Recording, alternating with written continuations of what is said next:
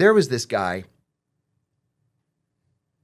There was this friggin' Italian Ponzi scheme guy, degenerate gambler, not connected.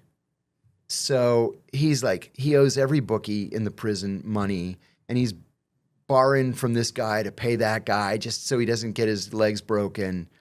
And the whole thing's going to collapse. But at the same time, he had been in People magazine a couple times because he was dating an A-list Oscar-winning star. She broke up with him when he was arrested for this Ponzi scheme. Yeah. And he's always talking about his yacht in the Mediterranean and his villa in outside of Rome, and everybody's going to be invited to the villa, and we're going to take a cruise around here. Oh, can I borrow $10? Can I have a couple of Macs? So I said to one of the Italians, the one who became my best friend and is still like a brother to me, I said, I'm going to fuck this guy up. I said, I cannot listen to these stories anymore. You're a real tough guy in the low. In a low, yeah. In the low, right. Because I knew I could get away with it. So he goes, are you crazy? He goes, they're going to send you this shoe for months, and then they're going to put you in a medium. Yeah. And then what are you going to do? I said, I would never be so crude as to physically fuck him up. Right.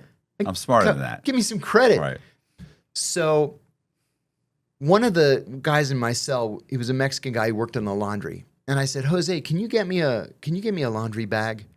And he said, sure. And I gave him a Mac, and he stole a laundry bag, gave me the laundry bag. And then there was another guy, Jorge. I said, Jorge, are you going home soon? He goes, yeah, I got my merry-go-round. You remember the merry-go-round? Yeah. You get everybody to sign off just before you leave. Yeah, it's not for any reason other than to keep you occupied that last day so you don't settle scores. So I said, can I borrow your merry-go-round? So he gives it to me. I make a photocopy. I white out his name and his number, and I type in the Italian guy's name and number. And I wait till 5 o'clock on Friday afternoon. I put the laundry bag and the merry-go-round on his bed. So he comes in. He goes, hey, guys. We're like, hey, man, how you doing?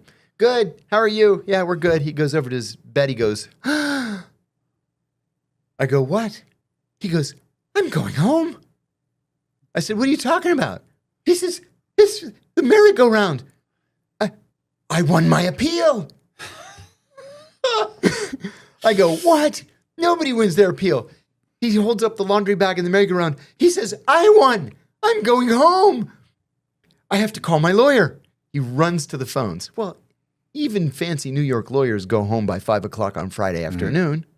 He goes to the unit manager. He's long gone. The counselor left at like 2 o'clock and had somebody else clock him out. So there's nobody around.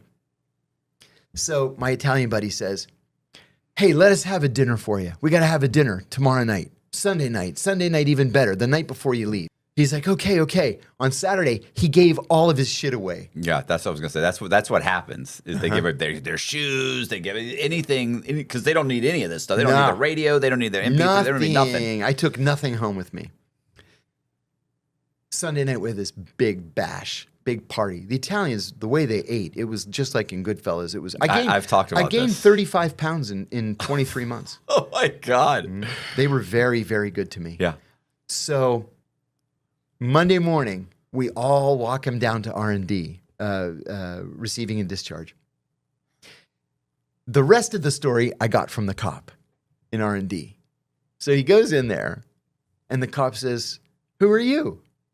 And he says his name. Did he go get everything signed off on? Oh, yeah. Okay. He went to every office. So he's showing up. That's like an escape. That looks like an escape. The cop says, turn around, you're under arrest. Serious? For what? Attempted escape. Yeah. That's exactly what it was. It was an escape attempt. Why, he didn't know it. Yeah. He bursts into tears. They cuff him. They take him to the shoe. And then they ended up sending him to Elkins.